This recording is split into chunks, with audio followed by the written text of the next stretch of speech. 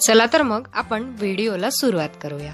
त्याआधी जर तुम्ही चॅनलवर नवीन असाल किंवा आमचा व्हिडिओ जर पहिल्यांदाच बघत असाल तर खालील सबस्क्राइब बटनवर क्लिक करून बाजूच्या बेल आयकॉनवर क्लिक करा, म्हणजे जेव्हाही आमचे नवनवीन व्हिडिओ अपलोड होतील त्याचे नोटिफिकेशन सर्वप्रथम तुम्हाला येईल। नळदुर्ग किल्ला।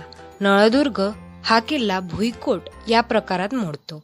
तसेच या किल्ल्याचे ठिकाण बघता ते भारतात महाराष्ट्र राज्यात उस्मानाबाद जिल्ह्यामध्ये आहे। नळदुर्ग हा महाराष्ट्रातील भुईकोट किल्ल्यातील सर्वात मोठा किल्ला आहे। याची तटबंदी जवळजवळ 3 किलोमीटर लांब पसरलेली आहे।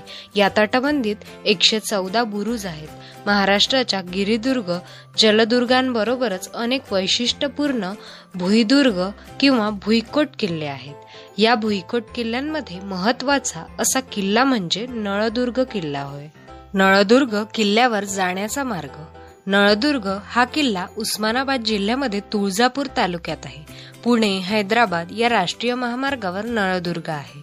सोलापूरकडून हैदराबादकडे निघाल्यावर 50 किलोमीटर अंतरावर नळदुर्ग गाव लागते। तसेच हे नाव निजामशाही काळात देण्यात आले आहे। नंतर नळराजाने हा किल्ला काबीज केला व आलियाबाद चे नाव बदलून नळदुर्ग हे नाव ठेवण्यात आले। नळदुर्ग किल्ल्याचा इतिहास। स्थानिक लोक नळदुर्गाचा इतिहास नळराजा व दमयंती राणी पर्यंत नेऊन पोहोचवितात। हा किल्ला कल्याणीचा चालुक्य राजाच्या ताब्यात होता। पुढे तो बहामणी सुलतानांच्या ताब्यामध्ये आला। बहामणी राजाची शकले उडाली व त्यातून ज्या शाह्या निर्माण झाल्या त्यामधील विजापूरच्या आदिलशाहीने नळदुर्गावर कब्जा मिळवला। पुढे औरंगजेब या मोगल बादशहाने नळदुर्ग जिंकला आणि त्याची जबाबदारी हैदराबादच्या निजामाकडे सोपवली। यानंतर बघूया गडावरील पाहण्यासारखे ठिकाणे। सध्याच्या नळदुर्ग किल्ल्याची उत्तम बांधणी आदिलशहाच्या काळामध्ये झालेली आहे। संरक्षणासाठी किल्ल्याच्या भोवती मोठ्या भागात खंदक आहे। त्याच्या आतल्या बाजूला दुहेरी तटबंदी आहे। किल्ल्याच्या बाजूच्या पठारावर रणमंडळ म्हणून तटबंदीने युक्त असा भाग आहे। रणमंडळ आणि नळदुर्ग यांच्यामध्ये असलेला खंदक खोल करण्यात आला असून त्यात पाणी आहे।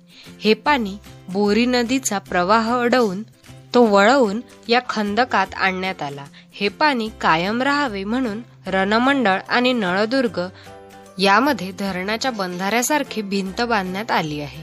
या भिंतीमुळे खंदकामध्ये कायमस्वरूपी पाणी साठून राहते। त्यामुळे या बाजूने शत्रूला किल्ल्यामध्ये शिरकाव करता येत नाही।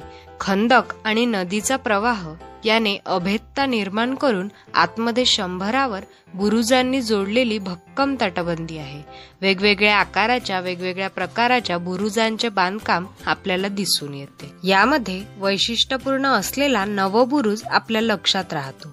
हैदराबाद महामार्गाच्या बाजूला असलेल्या तटबंदीमध्ये हा बुरुज आहे।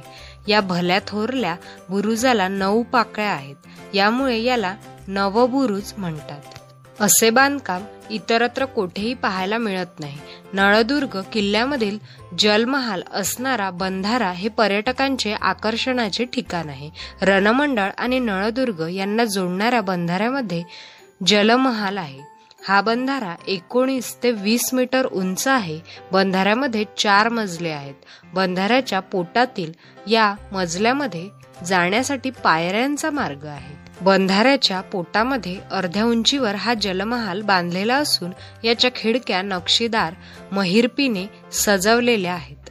त्याच्या भिंतीवर फारशी लिपीतील शिलालेख आहे। शिलालेखात सांगितले आहे की जलमहालाकडे दृष्टी टाकल्यास मित्रांचे डोळे प्रसन्नतेने उजळतील, तर शत्रूच्या डोळ्यापुढे अंधारी येईल। पावसाळ्यामध्ये पाणी वाढल्यावर या बंधाऱ्यामधून वाहून जाण्यासाठी 2 मार्ग ठेवलेले असून त्यांना नर व मादी असे नावे आहेत। जामा मशीद।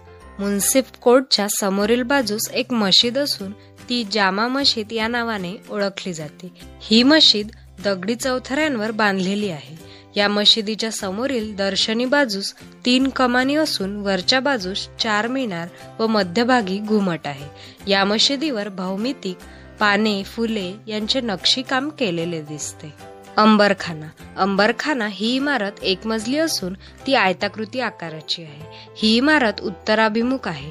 या अंबरखाना इमारतीच्या दर्शनी बाजूस कमानीयुक्त प्रवेशद्वार असून त्यापैकी 2 सध्या बांधकाम करून बंद केलेली दिसतात। याचा हॉल आकाराने मोठा व उंच आहे।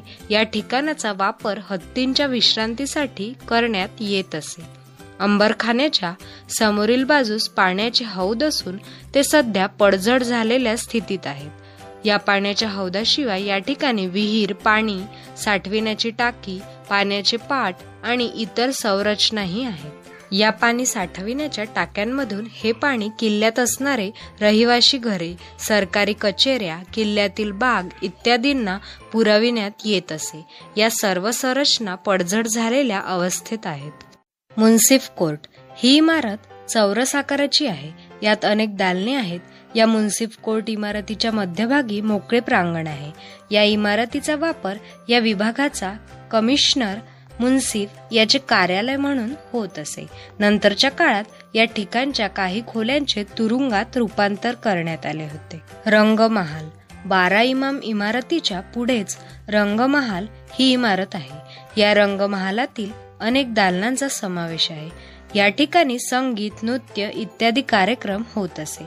या महालातच गोवळकोंड्याच्या राजकन्येशी दुसरा इब्राहिम आदिलशहाचा विवाह सोहळा थाटात झालेला होता। हमामखाना रंगमहालाच्या दक्षिणेकडे 2 इमाम आहेत। या हमामखान्याचा उपयोग राजघराण्यातील स्त्रियांच्या आंघोळीसाठी करण्यात येत असे। सध्या या हमामखान्यांची पडझड झालेली आहे।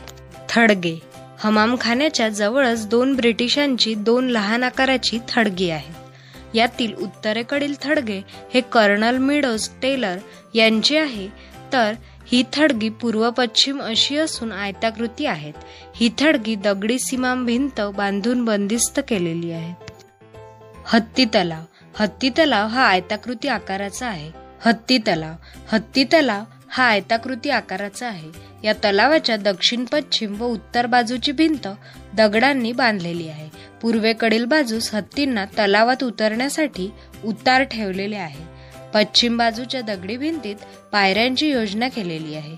या हत्ती तलावाचा उपयोग हत्तींना स्नान घालण्यासाठी करीत असत। बोटिंग व वॉटर स्पोर्ट नळदुर्ग किल्ला येथे असणाऱ्या बोरी नदीच्या पात्रात पर्यटकांसाठी बोटिंगची सुविधा करण्यात येणार आहे। तसेच वॉटर स्पोर्टची सोयही उपलब्ध असणार आहे। नळदुर्ग हा किल्ला त्याची रचना, संरक्षण व्यवस्था, टेहाळणीचा उपळ्या बुरुज, त्यावरील लांब तोफ, दरवाजाचा वक्राकार मार्ग वगैरेंमुळे चांगलाच लक्षात राहतो। आज आपण नळदुर्ग या किल्ल्याची संपूर्ण माहिती अभ्यासली आहे। हा व्हिडिओ जर तुम्हाला आवडला असेल तर व्हिडिओला लाईक करा आणि तुमच्या मित्रमैत्रिणींबरोबर हा व्हिडिओ नक्की शेअर करा। चला तर मग भेटूया एका नवीन व्हिडिओमध्ये। तोपर्यंत बाय बाय मित्रमैत्रिणींनो। लाईक, शेअर आणि सबस्क्राईब करायला विसरू नका।